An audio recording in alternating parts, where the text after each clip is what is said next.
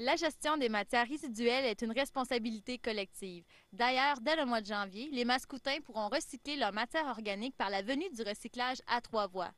Voici le reportage qu'on vous a préparé. Chaque immeuble qui contient 4 logements et moins dans les 22 municipalités membres et les 5 logements et moins pour la ville de Saint-Hyacinthe, ce qui totalise 31 500 logements qui seront concernés par le programme du recyclage à 3 voies. Donc, la collecte à 3 voies, tout d'abord, la première voie, c'est les matières recyclables. Donc, la collecte sélective des matières recyclables pour la région de Saint-Hyacinthe. On parle du bac vert. Donc, on a déjà le bac vert depuis 1997. Et c'est pour essentiellement papier, carton, verre, plastique et métal. La deuxième voie, c'est le bac brun. Donc, tout ce qui est organique.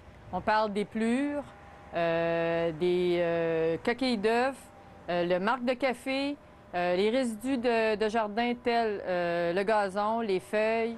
Les légumes, exactement. Et la troisième voie, c'est vraiment ce qui ne peut pas être recyclé ou récupéré ou composté. Donc, c'est ce qui va inévitablement à l'enfouissement sanitaire. Les déchets Donc, domestiques. c'est les déchets domestiques dans le bac gris, ici dans la région de Saint-Hyacinthe. Qu'est-ce qui a amené Saint-Hyacinthe à offrir le service de recyclage des matières organiques? Bien, c'est une longue démarche, je vous dirais. Cette démarche-là est issue des plans de gestion de matières résiduelles que chaque région du Québec a eu à faire récemment. Donc, une planification de ce qu'on va faire avec les matières résiduelles. Chaque région a eu à faire cet exercice-là. Et parmi les actions qui ont été retenues dans la région ici, bien, on avait déjà quand même des bons résultats au niveau de la collecte sélective des matières recyclables et on en avait quand même une bonne marche à monter pour atteindre les objectifs fixés pour ce qui était des matières organiques.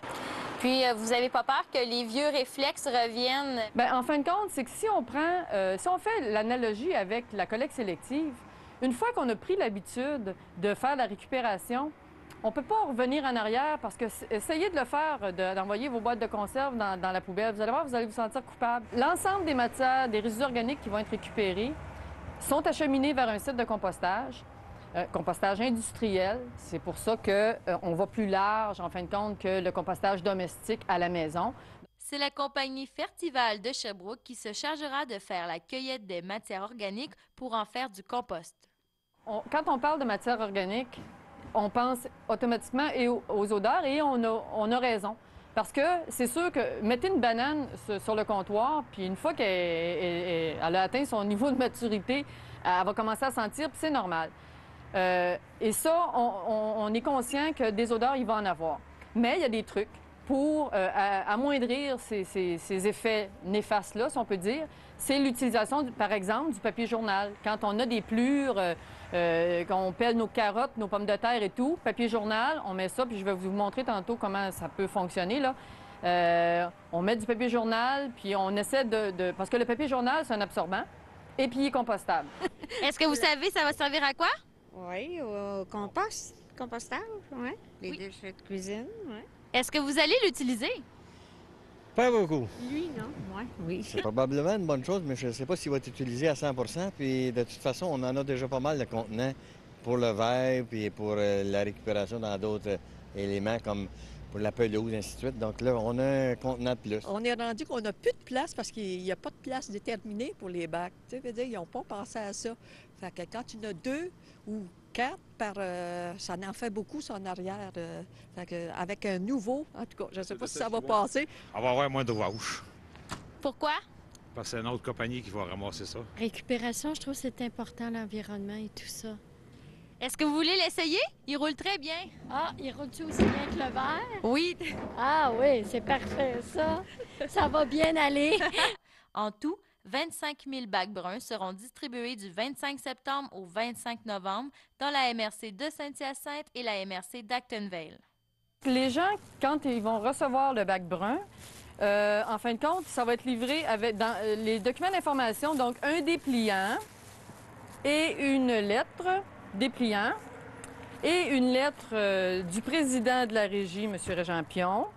Donc, des informations, là, puis le dépliant, là, j'invite les gens, moi, à le consulter abondamment parce que c'est ce document-là qui contient les matières Admissibles dans le bac, la liste des matières admissibles et les matières qui ne sont pas admissibles. Donc, à l'intérieur de ce petit document, finalement, qui va être très précieux, on va retrouver tout pour répondre à nos questions sur qu'est-ce qu'on peut mettre à l'intérieur, qu'est-ce qu'on ne doit pas mettre, et ensuite, sûrement, l'explication comment ça fonctionnait pour le compost. Et, oui, exactement. C'est bien important d'affirmer que le bac n'est pas la propriété du domicile, mais bien de la ville.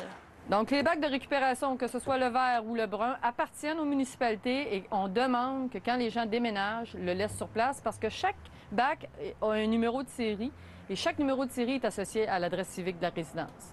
On est une famille, puis on prend vraiment à cœur les matières organiques. J'ai pas assez de place dans mon bac. Est-ce qu'il y a une possibilité d'en avoir un deuxième ou qu'est-ce que je fais si j'ai un surplus de matière organique? Bon, en fin de compte, nous, ce qu'on a imaginé, c'est que les gens devraient avoir assez pour faire une semaine avec le bac de 240 litres. Et on a prévu que l'entrepreneur puisse ramasser également les excédents en période de pointe. On parle printemps, on parle automne. On sait, c'est les feuilles, l'automne, le gazon, en fin de compte, les résidus de jardin qu'on a en plus grande quantité à l'automne dans ces moments-là. Donc, les gens pourront utiliser le sac de papier biodégradable. Je vous prédis déjà que dans plusieurs régions du Québec, on va voir ce service-là étendu parce que c'est la tendance. Il faut faire quelque chose, il faut se prendre en main.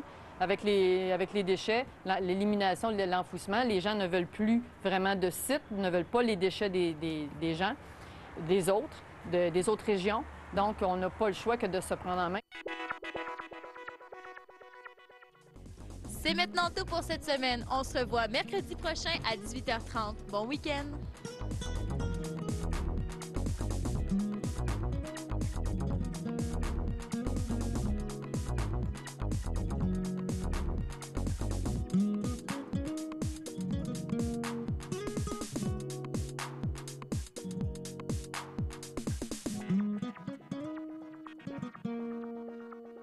L'eau vive, un complexe de rêve pour les retraités actifs. De grands espaces, une magnifique salle à manger, des activités, des soins et un milieu de vie animé.